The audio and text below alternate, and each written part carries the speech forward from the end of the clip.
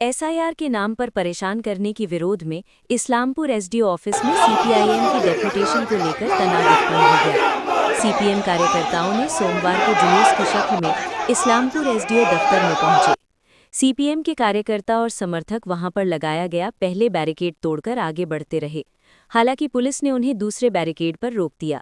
सोमवार को Islampur sub divisional अनुमंडल पदाधिकारी के ऑफिस में इस डेपुटेशन के आसपास भारी पुलिस सिक्योरिटी थी। Communist party of India Marxist ने आज 5 मांगों के साथ सब डिविजनल एडमिनिस्ट्रेटर के ऑफिस में एक डेपुटेशन दिया। ये डेपुटेशन मुख्य रूप से एसआईआर के नाम पर आम लोगों को परेशान करने के आरोप समेत कई मांगों के साथ दिया गया है। আমরা 5 দফা দাবিতে ডেপুটেশন দিয়েছি। 5 দফা দাবিতে কি বিষয়? প্রথম হচ্ছে আপনারা সবাই জানেন এখন নাওয়া খাওয়া বাদ দিয়ে মানুষের জমি জমার সমস্ত কাজ বন্ধ করে মানুষ আগামী দিনে এই দেশে থাকতে পারবে কি পারবে না তা নিয়ে দুশ্চিন্তার মধ্যে দিন কাটাচ্ছে। ফলে আমরা এসআইআর এর আবহে এমন একটা অবস্থায় তৈরি করেছে এদেশে নির্বাচন কমিশন এবং নির্বাচন কমিশন সঙ্গে সঙ্গে এই নির্বাচন কমিশনের কাজ এই রাজ্যের সরকারি কর্মচারী এবং রাজ্য সরকারের মনোনীত আধিকারিকরা তারা যেভাবে মানুষকে হয়রানির মধ্যে ফেলেছে তার বিরুদ্ধে আজকে আমরা ডেপুটেশন দিয়েছি। প্রথম কথা আমরা দাবি করেছি এই যে এসআইআর এর নামে হঠাৎ করে নতুন নতুন কাগজের ফরমান 1,05,000, 84,000, 80,000, আপনার 70,000, 73,000 ভোটারকে নতুন করে কাগজপত্র দেওয়ার জন্য তারা ডাকছেন, কিন্তু যখন কাগজ জমা দিতে যাচ্ছেন তখন হচ্ছে তারা কোনো রিসিভ দিচ্ছে না। আমরা বলছি রিসিভ দিতে হবে, রিসিভ দিচ্ছে না। 1 2 আমরা বলছি ওখানে রিসিভ দিতে হবে। 2 হচ্ছে আপনাকে 2-1 দিনের মধ্যেই ঘোষণা করতে হবে যে এই কাগজ লাগবে এবং এই কাগজের জন্য যা যা সার্টিফিকেট শংসাপত্র দরকার সেই শংসাপত্র পঞ্চায়েত বা বিডিও স্তরে একদম পর্যাপ্ত পরিমাণ আধিকারিক ব্যবস্থার মাধ্যমে সেটা ব্যবস্থা করা হবে।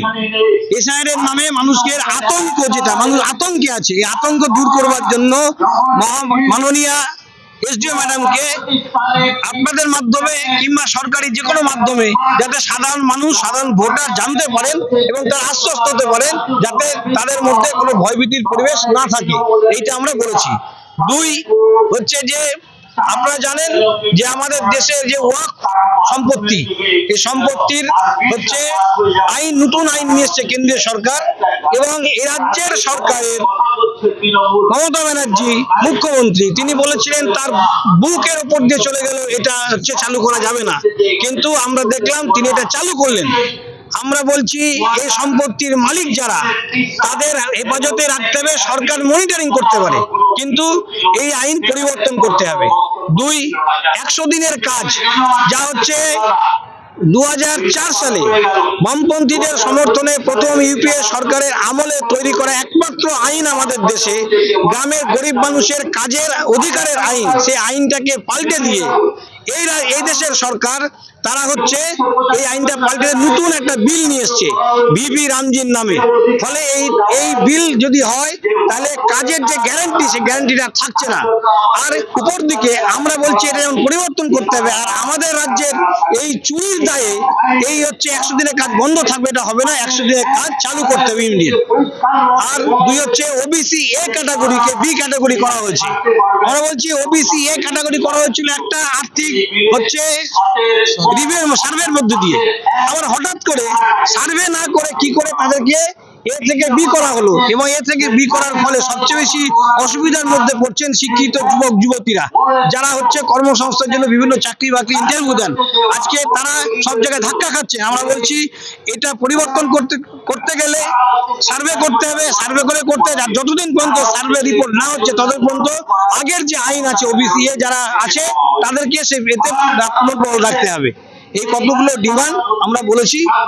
এসডিও ম্যাডাম নেই, আর সবচেয়ে বড় কথা আপনাদের মাধ্যমে বলতে চাই যে এসডিও ম্যাডাম সিপিএম কে কি মনে করছেন আমরা জানি না, আপনাদের মাধ্যমে বলতে চাই যে সিপিআইএম পার্টি একটা সুশৃঙ্খল পার্টি। তিনি আজকে ডেপুটেশনটা তিনি আমাদের সময় মতো জানাননি যে উনি থাকবেন না, উনি কাউকে চার্জও দেননি।